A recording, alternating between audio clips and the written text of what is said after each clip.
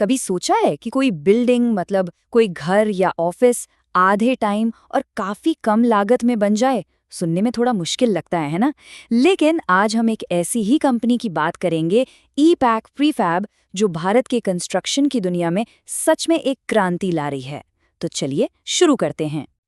ये नंबर देखिए, 46%।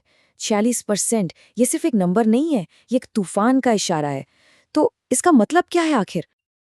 ये 46% का आंकड़ा ई-पैक प्रीफैब के प्रॉफिट में आया एक जबरदस्त उछाल है।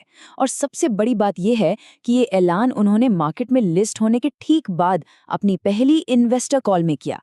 मतलब सोचिए, किसी भी नई कंपनी के लिए ये कितनी धमाकेदार एंट्री है। ये दिखाता है कि कंपनी सिर्फ बातें नहीं करती, बल्कि काम करके दिखाती है। तो सवाल ये है कि ई-पैक प्रीफैब आखिर करती क्या है जो इतना अलग है?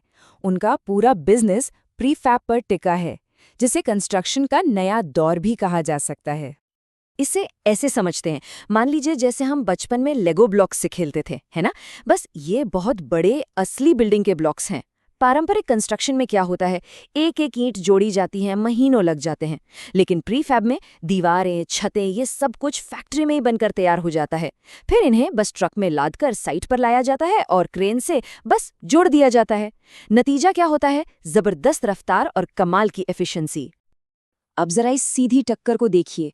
जो पारंपरिक आरसीसी यानी सीमेंट कंक्रीट से बनने वाली बिल्डिंग्स हैं, उनके मुकाबले प्रीफैब बिल्डिंग बनाने में सीधा सीधा आधा टाइम लगता है। लागत भी कोई 15 से 20% कम आती है। और सबसे कमाल की बात, अगर भविष्य में बिल्डिंग को बड़ा करना हो या उसे हटाना हो, तो प्रीफैब स्ट्रक्चर में ये काम बहुत बहुत आसान हो जाता है। ठीक है, तो अगर प्रीफैब इतना अच्छा है, तो ई-पैक इसमें बाकी सबसे बेहतर कैसे है? चलिए इनके सीक्रेट सॉस को डिकोड करते हैं। कंपनी के सीईओ की माने तो उनकी सफलता का राज सिर्फ टेक्नोलॉजी में नहीं है, बल्कि उस टेक्नोलॉजी को इस्तेमाल करने के तरीके में छिपा है। देखिए, इनकी कामयाबी के पीछे 3 बड़े पिलर्स हैं। पहला है फ्लॉलेस एग्जीक्यूशन, मतलब सिर्फ फैक्ट्री में सामान बनाना ही काफी नहीं है। असली खेल तो साइट पर उसे बिना किसी गलती के जोड़ने का है, और ई-पैक इसमें माहिर है। दूसरा है स्पीड, उनकी पूरी टीम, उनका पूरा कल्चर ही रफ्तार के इर्द गिर्द बना है।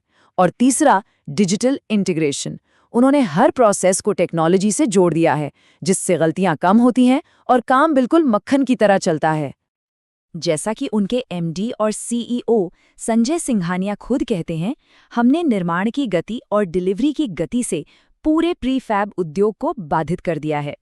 और सही मायनों में यही उनकी सफलता का मूल मंत्र है। ठीक है, ये तो हुई आज की बात, लेकिन ई-पैक का भविष्य को लेकर क्या प्लान है? आइए देखते हैं कि उनके ग्रोथ का ब्लूप्रिंट क्या कहता है। ई-पैक उन इंडस्ट्रीज पर फोकस कर रहा है जो आज रॉकेट की रफ्तार से बढ़ रही हैं। जरा सोचिए, solar energy, data centres, FMCG, बड़े बड़े वेयरहाउस और ऑटोमोबाइल कंपनियां, इन सब के लिए टाइम का मतलब पैसा है। और इसीलिए ई-पैक की डिमांड यहां आसमान छू रही है। और हाँ, इस बढ़ती डिमांड को पूरा करने के लिए वो अपनी ताकत भी बढ़ा रहे हैं। आईपीओ से जो पैसा मिला है, उससे वो मुंबई में अपनी पुरानी फैक्ट्री को और बड़ा कर रहे हैं, और साथ ही राजस्थान में बिल्कुल स्क्रैच से एक नई फैक्ट्री खड़ी कर रहे हैं। इससे उनकी प्रोडक्शन कैपेसिटी कई गुना बढ़ जाएगी। अब 1 मिनट के लिए ई-पैक से हटकर जरा बड़ी तस्वीर देखते हैं। आखिर ये प्रीफैब टेक्नोलॉजी पूरे कंस्ट्रक्शन उद्योग पर हावी क्यों होती जा रही है?